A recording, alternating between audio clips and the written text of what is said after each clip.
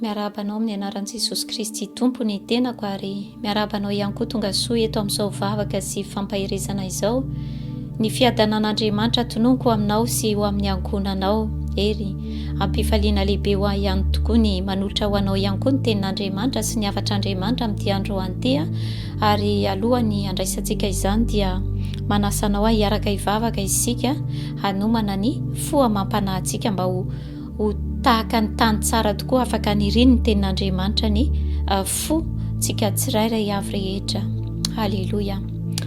Eny Andriamanitra rainay ao misaotra sy mankasitraka ary manome voninahitra anao tokoa izay ny amin'ity fotoana mahafinaritra omenao anay ity. Misaotra anao izay fa miaraka aminay eto ianao ary momba izao fotoana izao. Misaotra fanahy masina ny amin'ny tolotsaina izay omenao anay. Eny ianao tokoa no hanazava ny sainay, ianao no hanokatra ny fonay mba hilatsaka ao anatin'ny fonay ny teninao, mba tsy ho piaino mpanadino izay fa ho pakatoa ny teninao. Dia meo anay tokoa izany fahasoavana izany ahafahanay mankatoa ny teninao izay omenao anay amin'ity andro anty. Eny ampifaliana lehibe tokoa ny andraisanay ny teny avy aminao ary mangataka manokana Jesosy mba ianao ny ampiteny eto. Eny aoka ianao fanahy masina no hanapaka ao amin'ny lelako ao mba tsy hiteny araka an'izay filazako izay tiako fa ianao no aoka hibahan-toerana feno hanapaka feno mombana rehetrarehetra amin'ny anaran'i Jesosy Kristy ary aoka fahefan'i Jesosy Kristy irery ihany no hanapaka feno eto. Amen. Amen. Ny lohateny amin'izao havatr'Andriamanitra izao dia hoe mila mandrombaka ny fanjakan'Andriamanitra isika. Mila mandrombaka ny fanjakan'Andriamanitra isika. Amen. Matio 1:20 teny andininy fa 12 amin'ny anaran'i Jesosy Kristy namakina ny teny ary hatramin'ny andron'i Jaona Mpanao batisa ka mandraka ankehitriny ny fanjakan'ny lanitra dia rombahina ary mpandrombaka maka azy an-keriny. Amen. Ary hatramin'ny andron'i Jaona Mpanao batisa ka mandraka ankehitriny ny fanjakan'ny lanitra dia rombahina ary mpandrombaka maka azy an-keriny. Amen. Zay voalazan'ny soratra masina ary ava-malala ary hotohizantsika moa izany famakiana ny tenin'Andriamanitra izany filazantsara no soratan'i Matio ihany 7 dia manomboka eo amin'ny 7:17 7:17 sy 2:20 amin'ny anaran'i Jesosy. Midira ny vavahady ety ianareo fa lehibe vavahady ary malalaka ny lalana izay makany amin'ny fahaverezana ka maro ny miditra any. Fa eto ny vavahady ary tery ny lalana izay makany amin'ny fiainana ka vitsy ny mahita azy. Amen.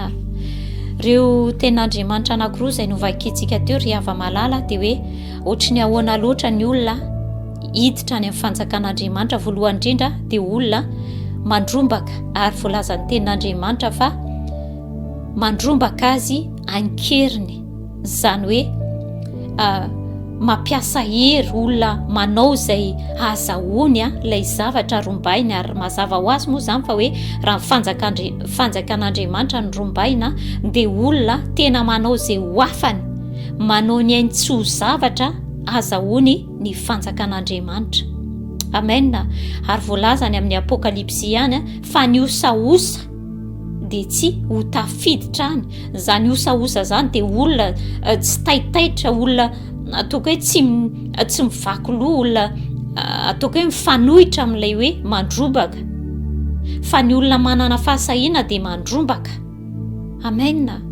Ary ny eo amin'ny filazantsara nosoratan'i Matio izay avy novakiantsika ihany teo ihany koa dia ahitantsika hoe olona miditra amin'ny vavahady ety. Zany karazana olona ihany koa izay hiditra ao amin'ny fanjakan'Andriamanitra satria voalazan'ny tenin'Andriamanitra hoe fa eto ny vavahady ary tery ny lalana makany amin'ny fiainana ka vitsy ny mahita azy. Ary Jesosy Kristy any amin'ny filazantsara nosoratan'i Matio Lioka azafady 7:20 rehefa nanontaniany olona Jesosy Kristy hoe betsaka ve ozy izy no sa ho vitsy no vonjena, dia navalin'i Jesosy Kristy tsy namaly hoe vitsy na betsaka no vonjena na hoe ahoana, fa navalin'i Jesosy Kristy dia hoe misy sese hiditra amin'ny varavarana ety ianareo, misy sese hiditra amin'ny varavarana ety ianareo.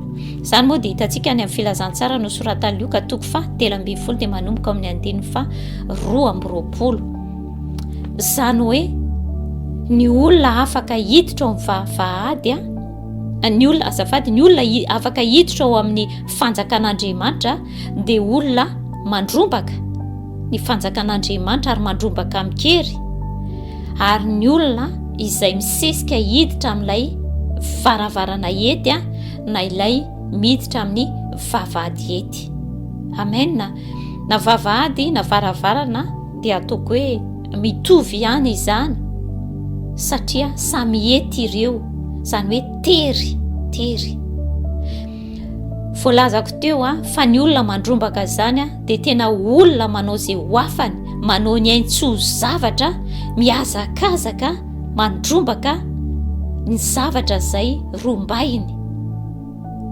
Ary ny olona anankiray, matoa zay ny olona anankiray tsy mandrombaka zavatra dia ny dikan'izay tsy important aminazy, na ataoko hoe tsy misy lanjany lehibe aminazy izany zavatra zany. Fa ny olona anankiray zay matoa mandrombaka dia fantany loatra ny asarobidy, ny alanjany na ny valeur an'izay zavatra rombahiny. Zay mampatonga ny olona anankiray mandrombaka. Ary tsy vitan'izany ihany koa fa hoe an-kery mampiasa, tena hoe mampiasa ny hery, mampiasa izay moyen rehetrarehetra zany ahafahany mandray izany zavatra rombahany zany. Tahaka izany mihitsy ry hava-malala ihany koa ny amin'ny fanjakan'Andriamanitra. Fanjakan'Andriamanitra dia mila rombahina, ary voalazan'ny tenin'Andriamanitra fa hatramin'ny andron'i Jaona Mpanao batisa ka mandraka ankehitriny, zany hoe mandraka izao vaninandro iainantsika izao dia rombahina ny fanjakan'Andriamanitra. Ary izay tsy mandrombaka dia tsy handray, ny izay tsy mandrombaka dia tsy azo izany. Ary voalazan'ny tenin'Andriamanitra fa mandrombaka azy an-keriny, maka azy an-keriny azafady, mandrombaka azy an-keriny. Dia voalazan'ny tenin'Andriamanitra fa rehefa nantan'le olona ny Jesosy Kristy hoe ho vitsy ve no vonjena, dia Jesosy Kristy ny tena hoe misese hiditra amin'ny vavahady ety ianareo.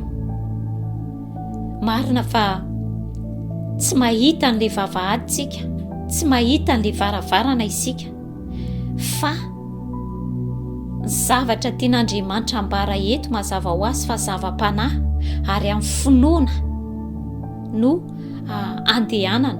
Fa ano ohatra kely amintsika fotsiny aho hoe misy olona, ohatra zao hoe misy olona zao hoe tsy maintsy hiditra amin'ny vavahady anankiray izy, ary io vavahady io dia efa fantany hoe io vavahady io ohatran'izao tery io varavarana io na io vavahady io kanefa n'le olona hiditra ao amin'le vavahady dia matavy.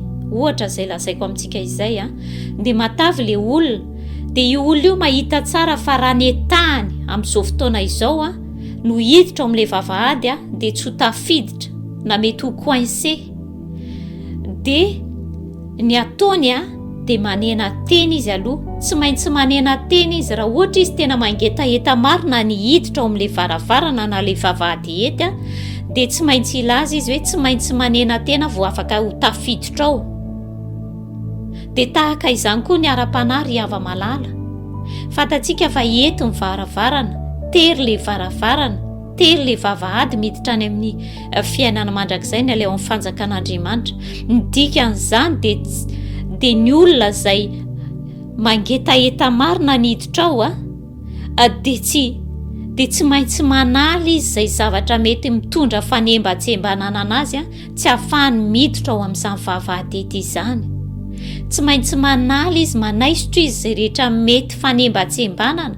Na ohatra fotsiny hoe misy olona anankiray hiditra amin'ny vavahady ety dia tsy maintsy manaly izy aloha, mety fitafiana, mety matevina amin'ny fitafiana, mety manao dodonina be izy, kanefa raha anao an'le dodonina izy dia tsy ho tafiditra ao. Dia tsy maintsy anala tsikelikely an'le akanjony izy aloha hoe mba hatafidirany amin'le vavahady ety.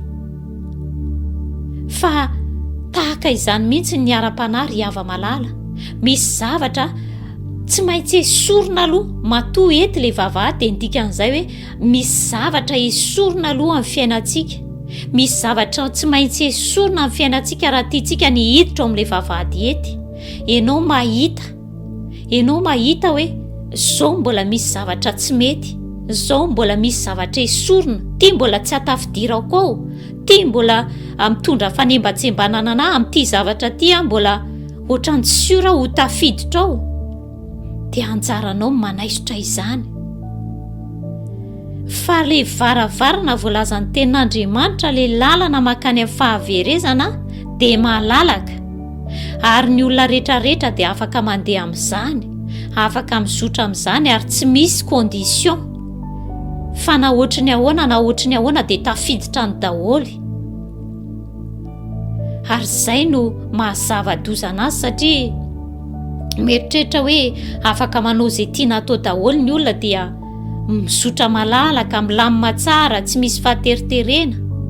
Fa le mizotra makany an-danitra ary hava malala, le mandrombaka amin'ny fanjakan'Andriamanitra dia tsy maintsy manaisotra, manitsakitsana ianao izay tokony ahitsakitsanao, tsy maintsy manala ianao na zavatra sarobidy aminao ary tsy maintsy esorinao, sarahanao mba hahafahanao miditra amin'ilay fanjakan'Andriamanitra.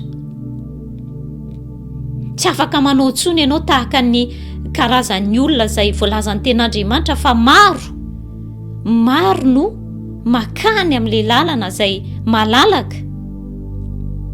Tsy ho anisan'izay ianao fantatrao tsara, fa tsy ho anisan'izay makany amin'ilay lalana malalaka ianao.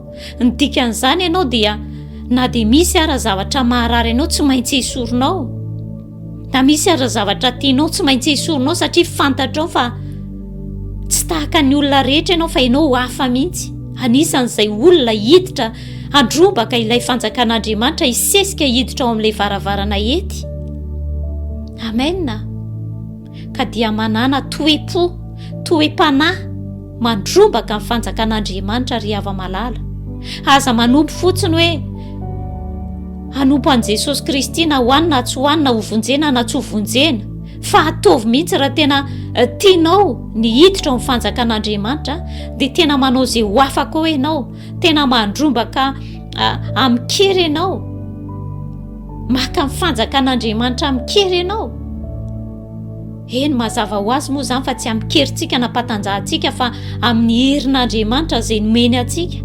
Ny olona mandrombaka izany dia miazakazaka mihitsy, tena manao izay ho afany mba ahazahoany voalohany, mba izy mihitsy no mikatsaka voalohany indrindra ilay zavatra rombahiny. Satria raha jerentsika tsara dia tsy hoe olona tokana no atao hoe mandrombaka, fa misy olona maromaro ao. Ary voalazan'i Jesosy Kristy fa maro ny te hiditra fa vitsy no tafiditra any. Maro ny te hiditra.